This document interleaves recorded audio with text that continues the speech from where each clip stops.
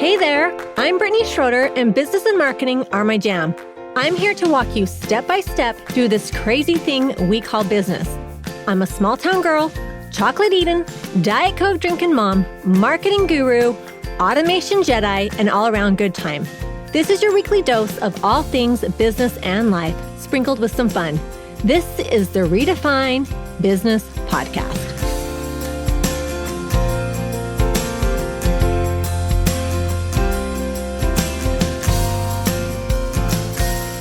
Welcome to another episode of Redefine Business Podcast. Okay, let's be honest. Let's talk about social media. Social media can feel like a full-time job that you never applied for. You started a business to do the thing you love, not to spend a million hours a week scrolling and trying to figure out what to post. If your content strategy currently lives inside your head and gets executed in a panic at 9 p.m. on a Tuesday night, this podcast is for you. Here's how I built a system that keeps me consistently showing up across multiple platforms without losing my mind. Okay, hear me out. Start with the blog, and then everything else follows. The biggest shift in my content strategy happened when I stopped thinking about social media posts as standalone pieces and started treating my blog as the mothership. So every week I try to write one long form blog post. The blog becomes the foundation for everything else that I put out. It's the original piece and it's fully thought out, well written, and packed with value. Once it exists, I'm not creating content from scratch anymore. I'm repurposing it. Let me repeat, I am repurposing it. So from a single blog post, I can pull a carousel for Instagram, breaking down the key points, a short form video, maybe a reel, hitting the main takeaways, a LinkedIn post expanding on one specific insight, a Threads post with maybe a punchy one-liner from the piece, a Facebook post linking back to the full blog, a Pinterest pin or several, driving traffic straight to the post, a section of my newsletter that teases the blog and drives traffic. Okay, so that's one idea and 7 pieces of content. That is the game. So this approach works because you're not reinventing the wheel every time you open Instagram.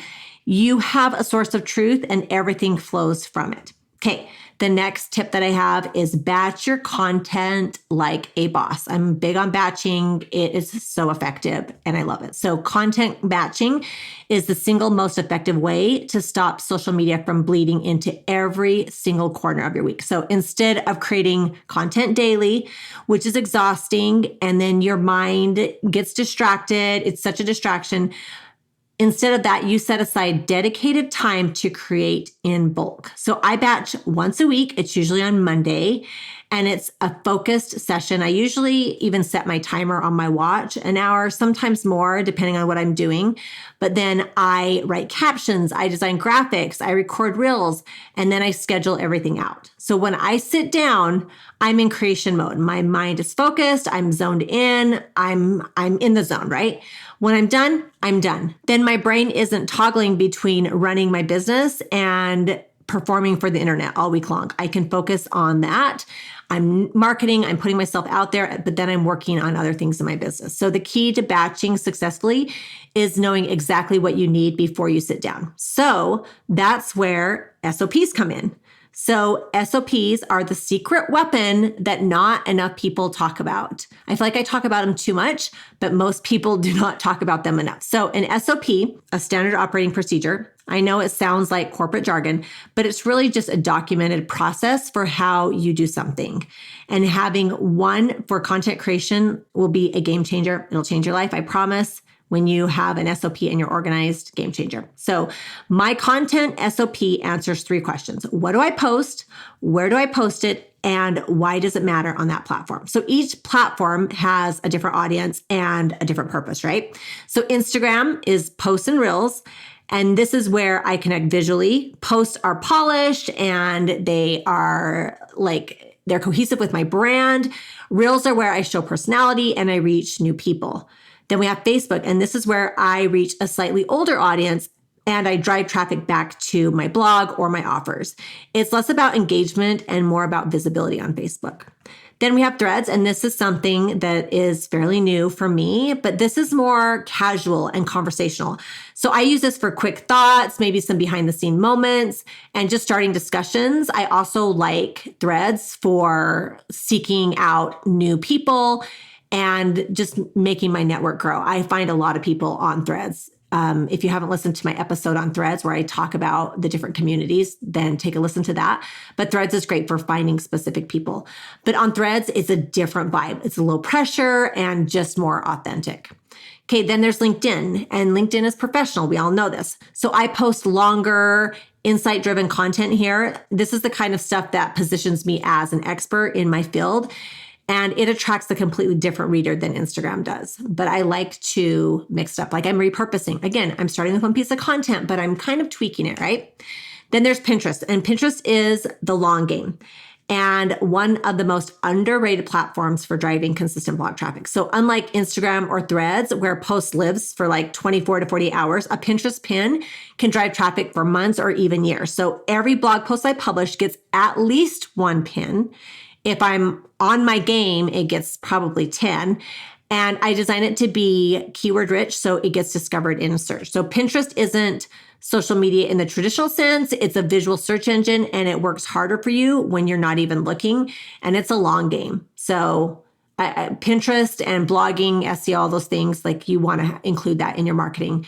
It's not as rewarding. I get that, but it definitely has a longer life.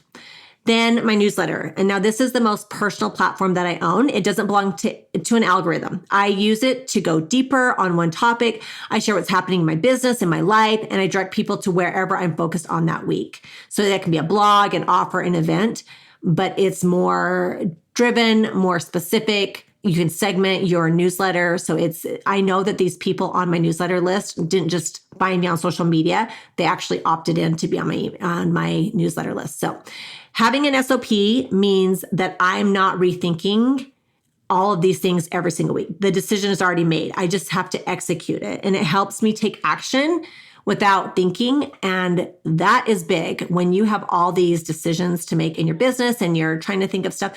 When you have an SOP, it's a checklist. So it's just like, do this, check, do that, check. So that's why SOPs are so important, especially when you're beginning your business and you're trying to stay on task. SOPs are golden.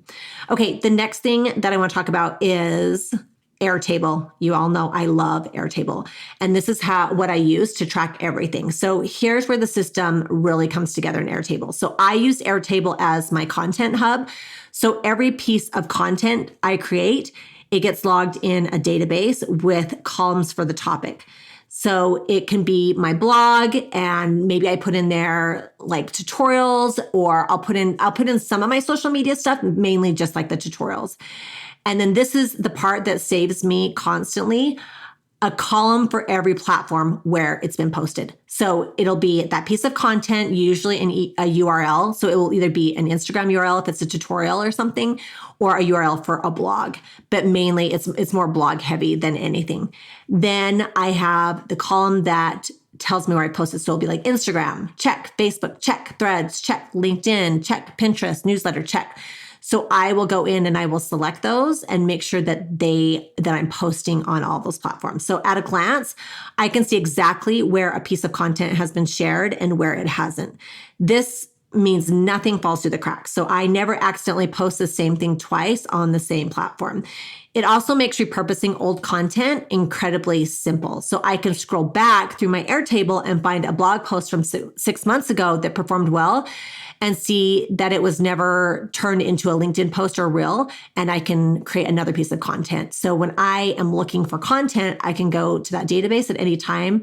And I can also go and see older stuff that, hey, I posted this 2 years ago. It's still relevant and I'm going to post it again. So it helps so much when creating content because you have a whole database.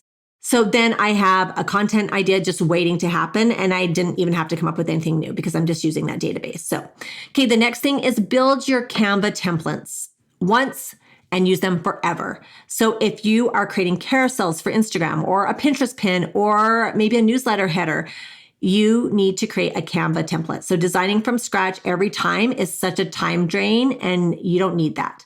I have branded templates in Canva with my fonts, my colors, and specific layouts that I like already set. So when I'm ready to create new content, I duplicate that template and I swap out the text. It's done in minutes instead of an hour. So once your template is built, the creative energy goes into the message and not necessarily the design, and you will save so much time. All right. A social media strategy that doesn't eat your life isn't about doing less. It's about doing things in the right order with the right systems behind you. So start with the blog, batch your content, build SOPs that tell you exactly what to do and where, track everything in Airtable so nothing gets lost, and then let Pinterest quietly drive traffic while you sleep, design your templates once and reuse them forever, all of these things. When your system is solid, showing up consistently stops feeling like a burden and starts feeling like something you actually have control over. And that's the whole point. All right, that is my spiel on social media so that it doesn't suck your life away. During the month of June in my membership, the Meeting Place Business membership, we're talking all things social media strategy. We're talking batching. We're talking templates. We're talking all things how to repurpose your content and make it go far. So come and join us and let's start building the business of your dreams. I will put that link in the show notes and I hope to see you there. I hope you found this podcast helpful and I will see you next time. Let's not stop the party here. Head on over to my Instagram or Facebook group, Redefine Your Business, and let me know your thoughts about today's show. I will see you again, same time, same place, next week.